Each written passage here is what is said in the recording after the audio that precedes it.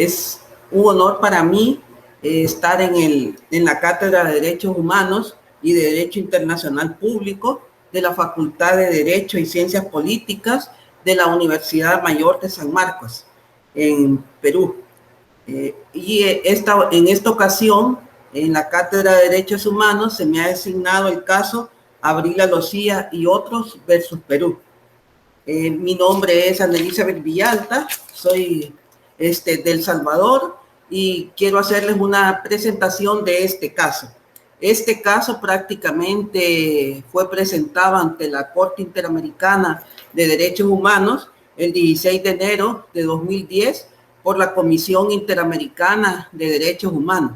Este caso tuvo como antecedente el caso 12.384, que fue un caso presentado contra el Estado del Perú por el Sindicato de Funcionarios Profesionales y Técnicos de la empresa de servicio de agua potable y alcantarillados de Lima, Perú.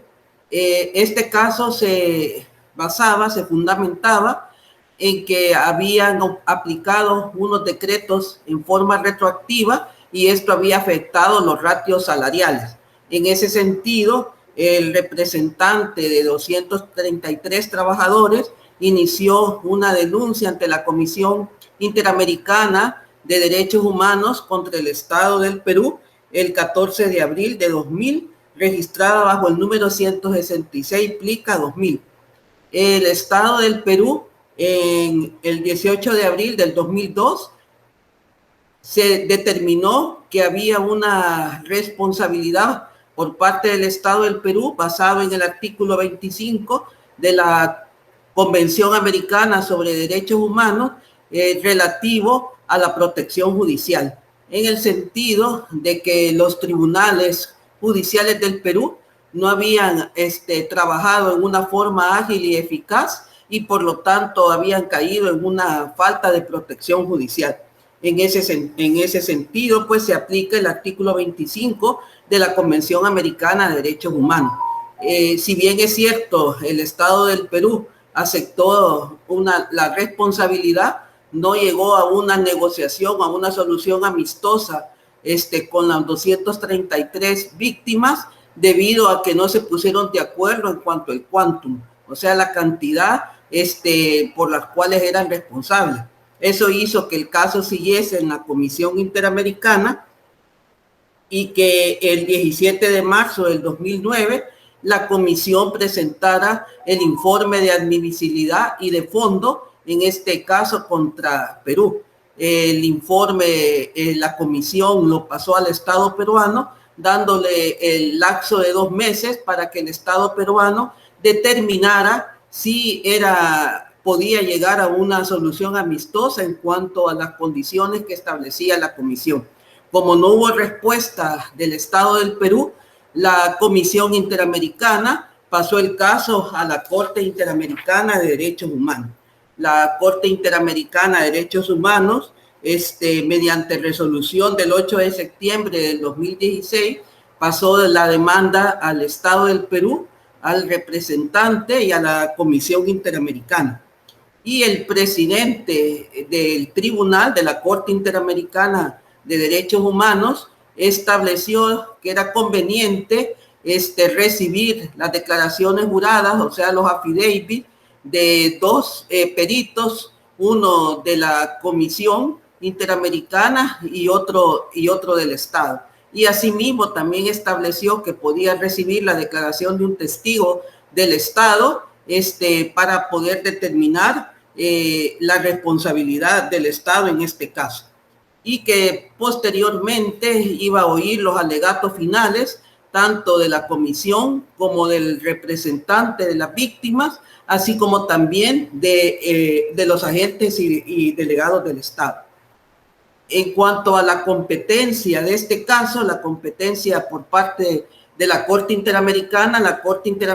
sostuvo que era competente en base al artículo 62, numeral 3 de la Convención Americana sobre Derechos Humanos, ya que el Estado del Perú es Estado parte de la Convención Americana sobre Derechos Humanos, se hizo parte el 28 de julio de 1978 y aceptó la competencia contenciosa y obligatoria de la Corte Interamericana de Derechos Humanos el 21 de enero de 1981. En consecuencia, el Estado del Perú se somete a la jurisdicción de la Corte y la Corte es competente para conocer del presente caso.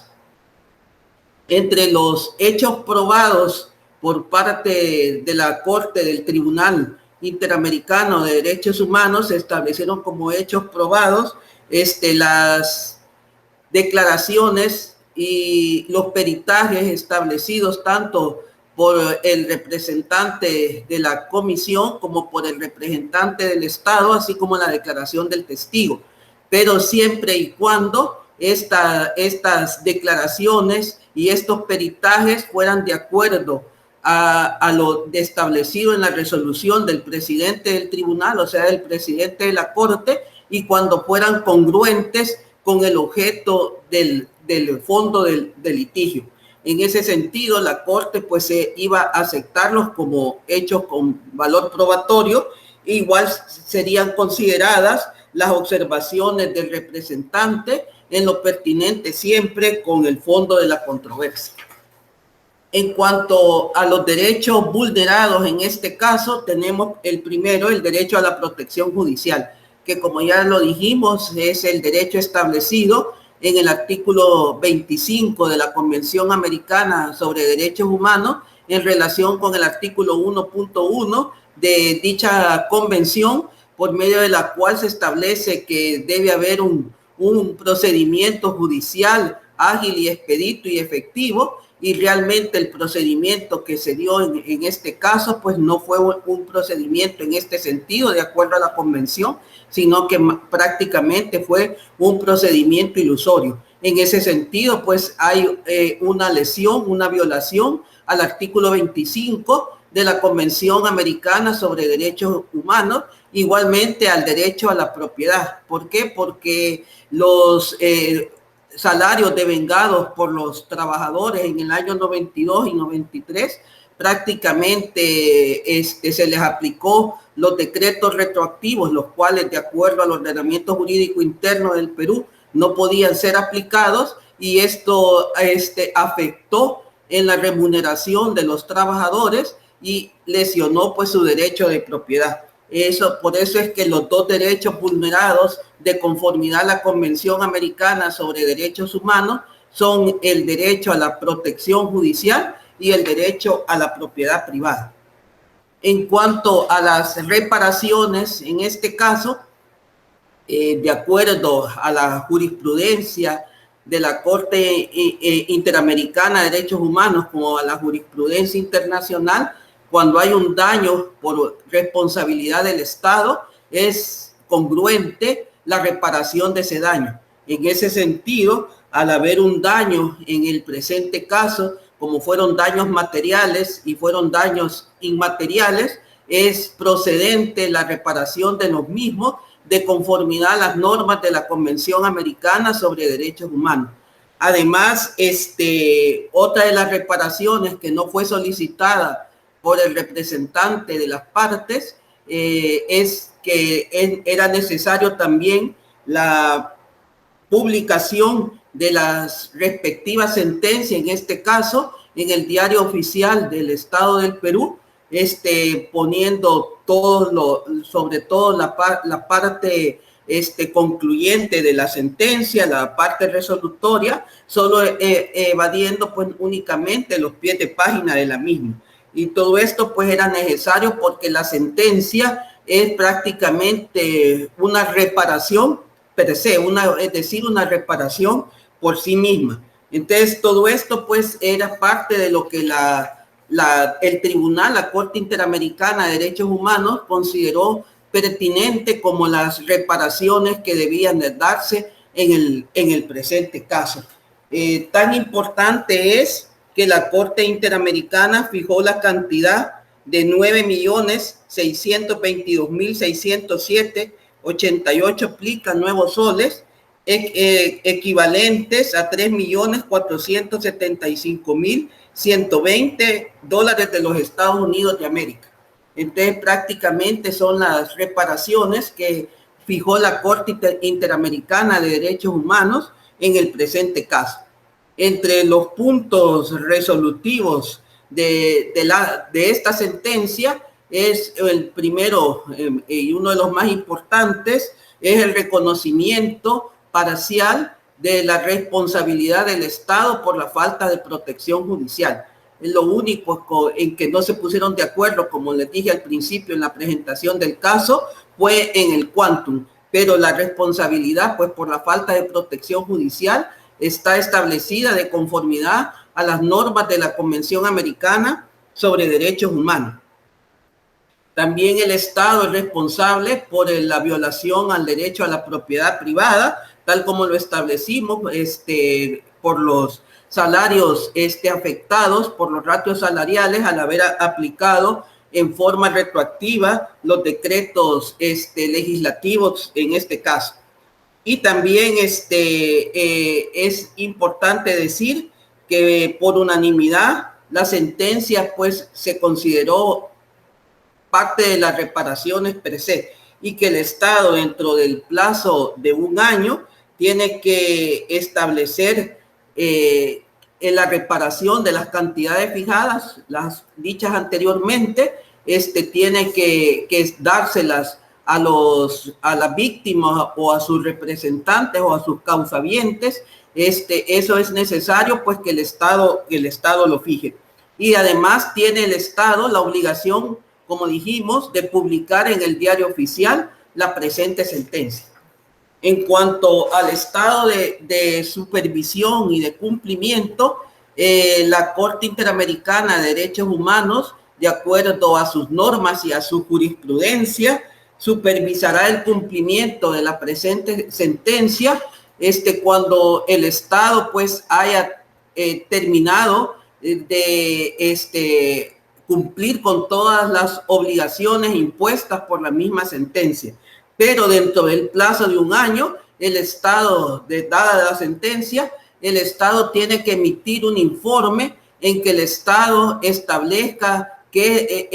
cómo va a ejecutar, cómo va a hacer para cumplir la correspondiente sentencia. Entonces, todo esto es lo relativo al estado de cumplimiento de la sentencia. En cuanto a otros puntos a analizar, es conveniente establecer que en este caso se ocupó mucho el criterio de la equidad. Esto en cuanto a que el representante de las 233 víctimas no aportó la suficiente prueba que establecía pues el tribunal para poder hacer las valoraciones de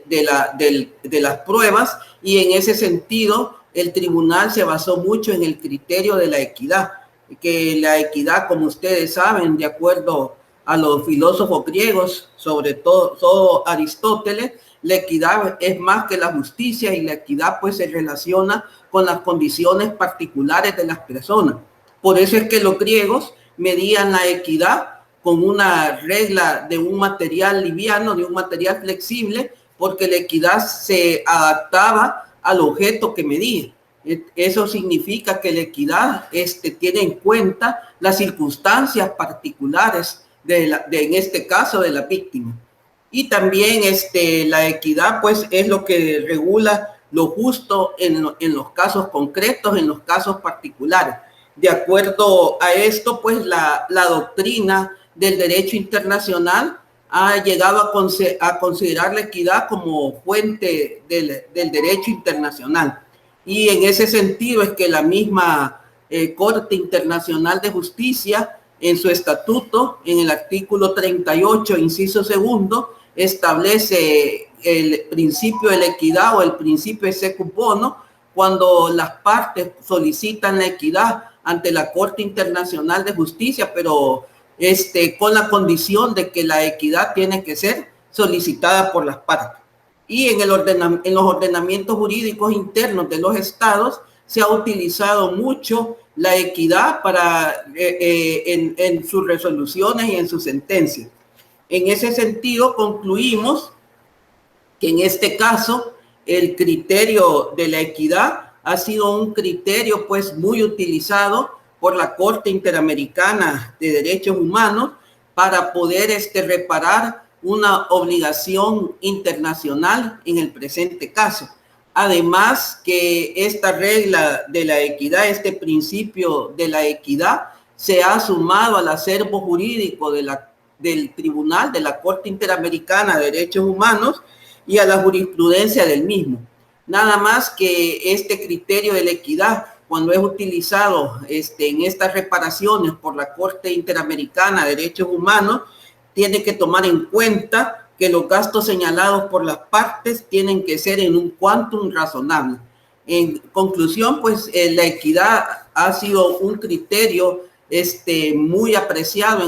en este presente caso para resolver todo el tema de las reparaciones. Incluso el representante del Estado, de las víctimas, el representante de las víctimas no pudo establecer prueba para las costas procesales y en base a la equidad también el tribunal le asignó $15,000 para los gastos en las costas procesales. Con esto pues termino lo que es el presente caso. Agradezco mucho a la doctora Cruz Paca Ugarte Buluarte por esta oportunidad de expresarme y en este caso principal del caso Abril Alocilla y otros contra Perú en este espacio de la Facultad de Derecho y Ciencias Políticas de la Universidad Mayor de San Marcos de Perú. Muchas gracias a todos por su atención.